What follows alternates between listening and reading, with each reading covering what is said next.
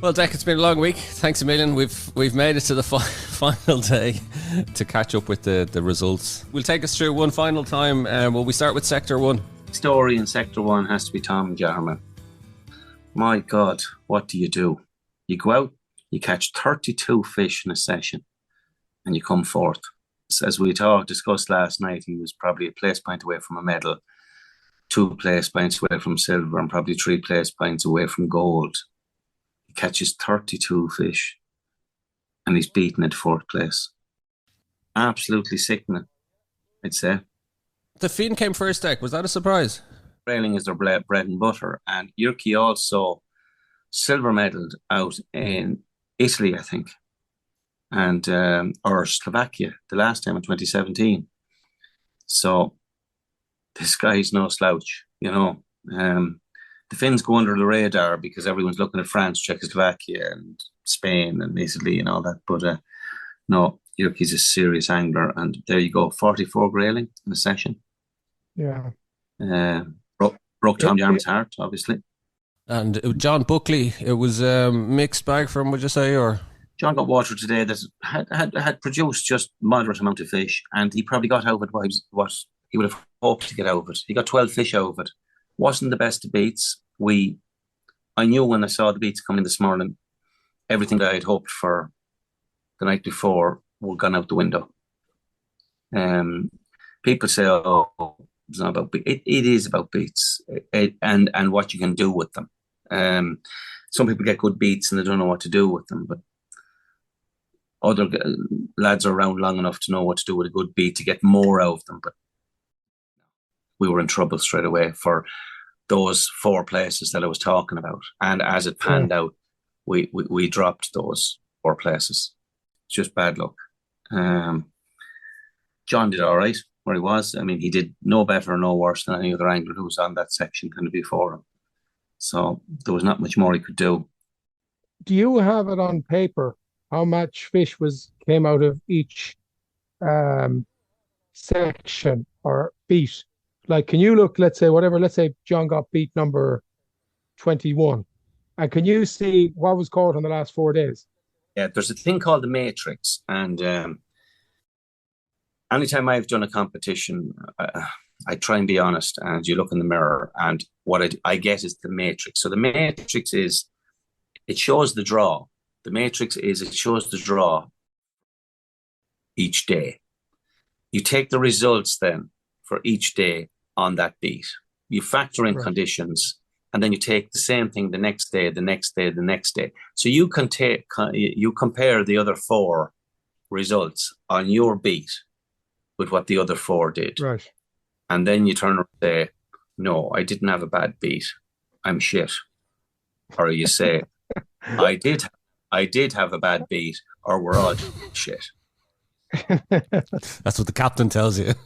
I know. Then you see strange anomalies where in Spain I drew a beat, and to this day I knew it was a horrific beat. But where I got nothing, another lad got 1. I think another lad got nothing. Another lad got 2. A Belgian got 13 out of it. Right.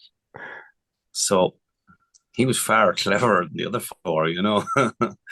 So you got to be honest about it. But it obviously wasn't a great beat, but the Belgian obviously found something special that the rest of us couldn't, you know. Yeah. You got to make the best of the bad beats, but sometimes you get beats. Like I was working with different anglers on different days, and today I was with Sean Dempsey. Sean Dempsey got a bad beat today, and he got 18 fish out of it, you know. What sector was that, Dec? That was on the VA, the upper VA. It wasn't a bad Sector 3. Beat, but yes, yeah, Sector 3, sorry. It wasn't a bad beat, but it was a beat that a very good angler might get somewhere between 15 and 22 fish out, and be a very exceptional angler. Sean got 18 out of it, but there was just so much water there where he wasn't even getting takes, you know, and the beat was long and time was running out all the time, and you don't know where to go. You know, you just don't know where to go. You can read water, but you can read water in some of these rivers and not find the fish. Was it the same for on sector 2 as well? That was Brian Larkin. He was down in 19th. He'd 7 fish. Disappointed with that as well. Yeah, well, we knew there was a check in that beach yesterday, and he struggled. And if the check's struggling, the Irishman's going to have a hard time. The checks don't struggle on beats. We would check at 4 in the morning, and I think 5 or 6 in the afternoon, which was 10. Brian got 7 out of the same beat, so that's good fishing, you know. Brian fished that as well as he possibly could. The checks are there again. They're in the medals tonight. They're second. They're one of the best teams in the world. These guys are fishing 200 days a year. They're professionals. Like, don't tell me you get the numbers of fish they get, and as you pointed out, Dara, rightly, there could be a gap of 20 then to all the other anglers. That's not an accident, you know. Yeah. You know, it's just not an accident. I see there, Deck, just on sector 2, like, you know, Brian came in 19th, and Howard Crossan, former world champion, he was down 3 places further back, 22nd with 5 fish. So, you know, it just shows you. Yeah, that tells you everything, you know. Howard had a really good day yesterday. So, you know, do you remember we were talking about the confidence? Yeah. And coming into the final session, Yeah. you were thinking like former world champion, well able to catch, proved it before, on a bit of a buzz from yesterday. Yeah, believes himself. Oh, no, never lacks confidence. And I'd say it wasn't a good beat. Now, Pierre Kuntz, who was gifted through the best beat in the river, he went on to a beat that I think it was filmed, some of it by Fishkine. Fish rising the whole length of the beat. Do you ever fish for grayling that are rising? Yeah. You just pick them off. Yeah. One at a time. You just have to be good at casting, and you'll pick them off one at a time. So that was over. His brief sojourn at a 3rd place ended swiftly. Normal service resumes. I was talking. Yes. He's a very shy, modest character, and he just said he couldn't. He said all he could say to me is, "I can't take it in." Sure, of course he can. Like world champion, he's probably the shy member of the team. You know, very quiet fella, and Roman Heinrich was in that group, and Jari Heikkinen, and yeah, the Finns had a good result again. Jari Heikkinen second. Yeah, the Finns are very good. They're very good. They just got off to an awful bad start. Got off to a terrible start. You see some of the Spanish, like Andres Torres, who I told you I've gone out to before. He had some tough beats too, and he said he just couldn't make anything of them. But Pierre got the job done. Dry flies, yeah. I believe he got in his first half of his session. I think he got some of the boys, and he got 16 fish and dry flies. He just picked them off one at a time. Wow. You know, what a lovely way to finish a championship. You know, it's just the perfect way to do it. And then you go on to say section 3, the Prava, and you've David Arkai, who he's unlucky now. That's 2 championships in a row. He's just missed out on the gold. You know, yeah, same in Spain last year, same this year. He's just missed out on the gold again. Because he's a great angler. And he was saying, apparently in an interview beforehand, I don't know if this is true, I think he was interviewed and he said that he felt he could get about 26 out of the beat, and he got 33. We're hoping to get the first one, or maybe get to 6. And he's talking about 20. You know, my God, where are we with this? Sean was in the same group. He rotated a beat with a Japanese guy. I watched a Japanese guy get a beautiful grayling in his 40s, you know, in the over 40 centimeters, great grayling. Sean lost the fish, maybe touched a few fish, but didn't get many chances, and he picked up, what was it? He picked up about 11 in the first half of the session and 8 in the second half. And then he had about 15 minutes to go, and it just seemed like he was over dead water the whole time. Just couldn't get another fish, which proved crucial because I thought he'd get to about 21, 22 with 20 minutes to go. And we needed those place points, but, you know, unfortunately, there was nothing he could do, really. Will we head on to Sector 4 then? We will indeed. A fella called Luigi Brunelli, who I think did well in the lake earlier on in the week. I think he was second or third for Italy on the lake. He won the session with 42.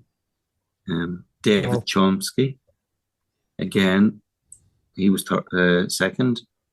And a Slovakian, Kristen, was third. There's some good Romanian anglers at the moment. Raf and Cyprian. I was only had a drink with him there about 20 minutes ago. He was fourth. Them boys are good. They tell you that there's fish in the rivers now again, but they reckon the rivers were completely netted and raped, nothing left in them. But there's fish starting to come back into them, starting to protect them. And most of them boys are from around the Transylvania area where all the beautiful countryside is. I've never been, but they say it's beautiful, beautiful rivers that used to have no fish, but they're starting to get fish back into them. He did very well. Again, you have a Finn, Tom, in fifth place. Sean Brooks there again, steady all the time. We mentioned where did he him finish? From England. He finished in 12th place again today. He's been steady as a rock in every session. Well, as we said, he does have an Irish wife. We can claim him for that. Grand fella and a good angler. He's had a good chance. He has, actually. His first words, and he didn't know what to make of it all, but he said he just felt fantastic. He had a great time. Which Irish angler was in that sector, Dick? In that sector, we had, I think there was Anne. Anne was in that sector. I think Anne beat the Scot again. She's managing to stay off the bottom rung the whole time. She's beaten one or two of the guys all the time. It's easier said than done. I think she bet the Scot again, and I think she bet a Scot the day before as well. So the Scots won't like her. She's done a good job on them. She can have bragging rights anytime she goes over there. I'm looking for the final session that we're looking for. Let me see. David in the boat, yeah. David Coughlin doesn't fish lakes much, but he did a great job again. Jeez, he did. Yeah. Sixth place. Yeah, he's super tournament. Fished extremely. Everyone struggled on the lake, didn't they? Yeah. Yeah, normal service resumed there. Yeah. 3 fish was the most. Yeah, there's a kind of a surprise, lad, when I saw, we'll get to it in a minute, someone I never heard of before, this Pierce Hugo from New Zealand. He's a young lad. He won the lake there today. Yeah. Now, I was talking to Rab Maxwell. He told me David lost a very good fish, and David confirmed that with me this evening. And David, if you could see, oh God, where have I put it? Get to David. David, if you look at the fact that he had 2 fish, right, and he finished 6th, so there was 1, 2, 3, 4, 5, 6, 7, 8, 9 of them on 2 fish. Yeah. So you could have either finished 4th or maybe 12th. 12th, yeah. So David's 2 fish were good, but he lost a fish. Rab was telling me he lost a good fish somewhere between 40 and 50 centimetres, where fish took him by surprise. You know, Tom, with the rainbows, when they actually have to fly in their mouth to swim towards the boat, and you don't really feel them. You feel tap, tap, tap, tap. And Dave wasn't used to that kind of thing. And next thing he said, this thing just then decided to dive, and then he knew the fish on it. The fish just went shooting under it. But he nearly had him close to the net without the fish even knowing he was hooked. But he told me the fish got off. And say if he'd got that fish, he was, that one fish I'd say would have got him first place. But he's had a great championship, you know. He hasn't let us down. He's been brilliant all week. He really has. He's had a great championship. And this is what we were talking about last night. Even though he's not that familiar with lakes, he was given instructions. He's a fantastic caster, and he's an angler. It's not that difficult for someone that's a very good caster, you know, to do it in a boat as well. And these little boats are a little bit difficult because, you know, Tom, they're only half the size of that beauty you have made out of timber. Yeah. What, they didn't have all Philbin boats in the competition? Well, I'm shocked. No, there's no Philbin boats, Tom. And if they had, they probably wouldn't be valued the way your one is. Well, Dick, can we move on to the overall standings then? Drum roll. Although, really, we were expecting France. They weren't going to be caught. Yeah, we kind of thought that last night, didn't we? That they weren't going to be Yeah. caught. It wasn't possible. And oh, they won it by a mile. Yeah, they won it by a God, mile. they did. Oh Yeah, wow. Over 40 place points. Sin just really dropped the baton today. And the Czech Republic nipped in there and done them. There's not much more you can Any say. surprises in the top 10, Deck? Surprises in the top 10, probably England, the way they've been fishing over the last few years. England Yeah, haven't looked like a team that would get within an arse's roar of the top 10, but this England team fished very well. the They just top haven't 10 been because in the last few championships. Slovakia made it into the top 10. Yeah, I Is thought that a they'd be poor higher. result for them? Do you think? Is that a poor result for them? Awful, awful. Yeah. Yeah, they would have thought they'd possibly medal. Terrible result for them. Italy have done. I didn't think Italy would get close, but they did. That they're one team that have surprised me. I thought Poland would come close, and they weren't a million miles away. I think the best improved team of what I've seen over the last year. England had a good innings. I know England aren't happy with 10th because one time they used to medal, but no, England did quite well. Yeah, they probably would disagree with me. They want to do better, but well, of course, yeah. Of course. they're going the right way. They brought in a couple of new anglers and they're going the right way. I see the USA there are one place behind them. Now, remember, they had a dreadful start. Remember, we were looking at that. Yeah, they had a terrible start. They had a tough tournament, and I think it's the grayling thing. Yeah, just didn't work for them. Weren't able to deal with it. So now we're going to look at the individuals, I suppose. It's all about Pierre. 7 place points. Oh, David Arquet and poor old Tom Yarman, who picked up 4 today. Oh, actually, just the 7, 9, and 10, the place points there, Jack. Jack, what's the last couple of ones you've been at? Yeah. What's the average placing? Do you know what I mean? Is like, have you seen it one with double figures? Oh, I've seen it one with 12 and 13. Yeah. I think the last one was one with. I think the last one that was very good as well. It was one with about 8 or 9. Because that was Julian. You mentioned David. Yeah, David Arquet has to feel really hard done by there. Because I was thinking that, like, he got 9 place points. And something's telling me David Arquet had about 9 or 10 place points in the last championship as well. And he hasn't won again. And he's incredible. Like, he really is. He's something. Won his session today, so it's not like he could do any more. Really, yeah. And he went on a head-to-head battle with the French guy Julian in the last championships in Spain, and they were winning sessions, they were second in sessions, and like Tom pointed out, I think David was in single figures with place points the last time as well. I think that's the 3rd time he's been second in the World Championships. And Gregoire has never won. I don't think Gregoire has ever won an individual, but there he is again with 10 place. 10 place points will win a lot of World Championships. Yeah. They were so good that you have someone like David Chumsley that fished quite well then with 20, because the boys are up there 1st or 2nd in every championship or in every session. Yeah, every session. Really interesting one there, just looking down through it. 2 Finns in the top 10. 2 Finns in the top 10, yeah. And Jyrki Hiltunen, I think, had a very bad start. I watched Kai Kallio for about 20 minutes in a session, and he was just ripping the place apart. He was just ripping a beat asunder. He was catching fish that fast. But there's David in at 11. Dave Coxon. Really good, isn't it? That's very like Sean had 12th last year. Dave had 11th this year. Like, there's no underestimating like how good that is. And Dave was confident when I was talking to him this morning. He wasn't dropping the head, even though he wasn't, with the lake. But I wasn't surprised when he contacted me after the game to say he'd a couple of fish caught, which was great because we knew well up in the place points. But no, hats off to him.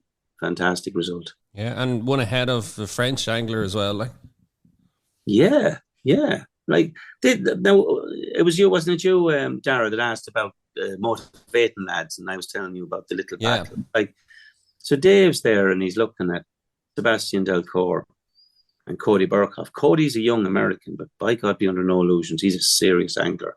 And then you have Ruben Santos, bronze medalist at the last World Championships. He's ahead of him.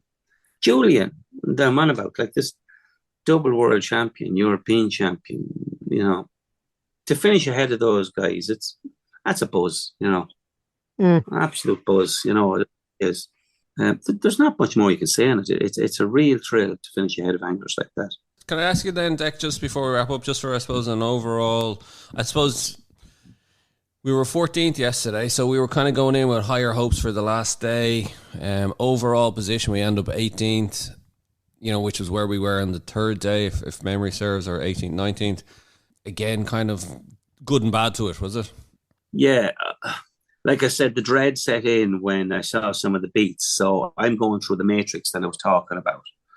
So I'm on the bank, the boys are getting ready, and I'm going through the matrix and saying, "Oh no, please no!" And then I'm trying to. I haven't time to start looking at what Scotland got, New Zealand got. You'll be there all day, you know. And so then you said, let the chips fall where they may. And I knew that the 14th was possibly going to be a 16th. Corey Scott got 10 fish in 10 minutes after going nearly a whole 2 hours and 50 minutes with only 4 fish. That damaged it. You know, that put New Zealand ahead of us. Yeah. And they won the lake as well. Yeah, as soon as I opened the results, I actually opened on the lakes first.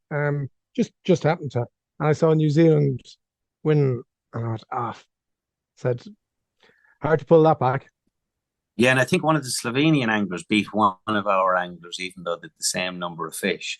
So that was Slovenia beating us as well. You know, little things like that. So you're talking one fish here or one fish there. They gave it everything. Worked well together, and they gave it everything. Been a good championship. It's a great championship. It's a great venue because people are catching fish, and there's nothing better than people out there catching fish. And did you enjoy it yourself, Deck? Did you have a good time? It's strange. I didn't think I would. I used to see them all going off fishing every day, and I wanted to be one of them. It's hard to get used to not being one of them anymore. It's different. My view is that they're all such good anglers, and as long as they can all stay kind of happy, they'll help one another out. And some of the stuff that the French can do, I'm not sure we'll ever be there, but you can only do the best with what you've got. I think they did that. I think in some cases the scoreboard doesn't reflect maybe everyone gets good luck and bad luck. I just felt, we didn't get the bounce of the ball a couple of times. And I know there's some anglers there that never saw a brown river on some of the teams, you know. Yeah. And there's others that saw 2 or 3 brown rivers, you know, and that's just the luck of the draw. So for argument's sake, they say, it balances itself out. It doesn't. Some people that drew upper sections on the Orava and the Va, and then they were on the Va again the next day, and the Va was brown on the upper, and then started to go brown on the lower. So you followed one with the other and the Orava. Some people got nearly 3 brown rivers in a row, where others never touched a brown river. But there's nothing you can do about that. You know, that's where I felt we lost out. I don't believe that it was the team. And I'm not making excuses. I don't believe it was the team that lost. I believe there was just too many brown rivers. Like John Buckley had 3 sessions on brown rivers, and Anne more or less had 3 sessions on brown rivers. That's tough. That was tough on Anne too, because it's a big challenge for the first lady in her team, you know. And to be going on to brown rivers, you know, mud-stained rivers wasn't easy. Sounds like excuses, but no, I think the best we were ever going to be, when I look at it, was probably 14th. 14th, all going well, you know. Yeah. I just looking there, and you mentioned the venue. I just did a quick tot up there. It's not exact. Nearly 9,000 fish caught. 9,000. Yes. But between the French and the Czechs, they had nearly 1,200 fish. You can only look on. Yeah. It's like back in the day with playing rugby for Ireland and you're looking at the All Blacks, you know. Mm. That's what you're doing when you're looking at France and the Czech Republic and Spain, you know. They have it sussed, don't they, Jack? Completely. Yeah. Completely. And someone said today that the Finns went with a different approach today with the nymphing. And so did Tom Yarman, apparently, where there was a lot of downstream nymphing. Now, the Finns have grayling. And the link there is that Josh Walker, I don't know, maybe it's a tenuous link. Josh Walker knows Tom Yarman very well. You know, Josh does the fish kind thing. Tom was downstream nymphing, so we're told. It could be just a rumour. And the Finns, we were told, were downstream nymphing. And look, I've done that. I'm not sure how effective it is. You'd want to be on rivers every day of the week, grayling rivers, to learn how to do it. So the Finns came with a totally different approach, and some of them fish very well today. Mm. But you're talking about having it sussed. These are techniques that we don't have in our armoury. Because we don't have them fish, you know. You'll be looking forward to getting home tomorrow?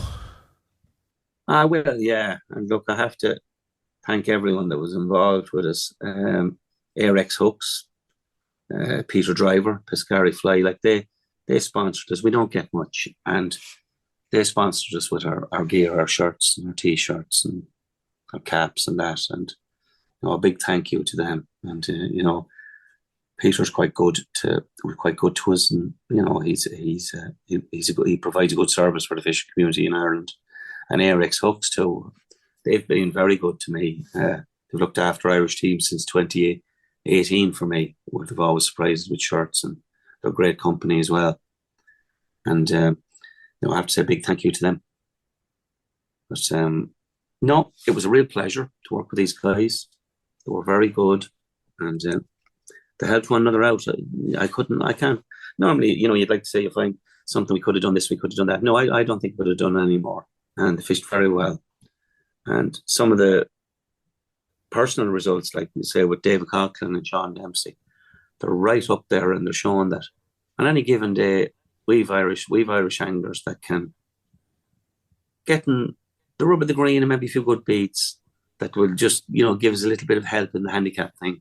We'll get them up there, because 11th isn't a million miles away from going down the back nine, as they say on a golf course, and having a putt for a medal, So, no, very pleased. Well, Dec, I want to thank you for joining us for the last 5 nights. It's been, what is it, 11 o'clock your time, nearly bedtime, and you're having to get up a few hours later. So we appreciate it. And it's been great to be able to bring the updates to people every day to get the insights. I've not only learned about competition fly fishing, I've learned about bear shit and a lot of other stuff. Yeah. Yeah, we did broaden it every now and again. And the video is quite good. The bear stands up and he gets scared and he runs away. But I'm slagging John Buckley that he saw Buckley coming through the field. Enough to terrify anyone. But the bear legged it anyway. No, Buckley denies all anyway. But we did good. I have to say, Dec, it's been fantastic. I've got a bit of feedback from a few of the listeners, and they really loved it. Really great, and it's given a chance to all of us here at home. For those of us who know about it, how it's going, because they know the things. But for those who actually don't know how the World Championship is run, it's been great. It gives a good insight as it's happening and how the whole thing is run, and it actually has made a lot of people here aware of some of the I nearly call them superstar anglers that are out there on the scene. I had a book today, a fly tying book that was given to me. And I had it down at the dinner table tonight. So while I was at it, I got about 15 ex-world champions to sign it. I'm like a child. Groupie. Groupie, yeah. I want to. This is serious now. We were talking yesterday, you know the way they start talking about the way the world is changing. I've hired a rental car, and the sat nav girl is a potential serial killer. She has twice this week, she sent me down a one-way street, and she tried to send me down the wrong side of the motorway. That's a fact. You can laugh. I think that's even scarier than your bear story. That is so, I told Corey Scott's wife that story last night, and she believed every word of it because she said, they're all out to get us. Honest to God. She sent me down a one-way street and then told me halfway down the one-way street that she had spotted she'd sent me down a one-way street. It's like I was talking to someone on the phone. And then she tried to send me the wrong way on a motorway. John Buckley was with me. They were trying to send us the wrong way down a motorway. Does that happen? Or is it just me? I think it's just you. That's another pod. Well, I tell you, not just about the World Fly Fishing Championships. That's the beauty of chatting to you, Dec. We learn a lot more. Ring Catherine Thomas about that. Dec, we'll catch up again, I hope, very soon. Yeah, thanks, lads. It's been a pleasure.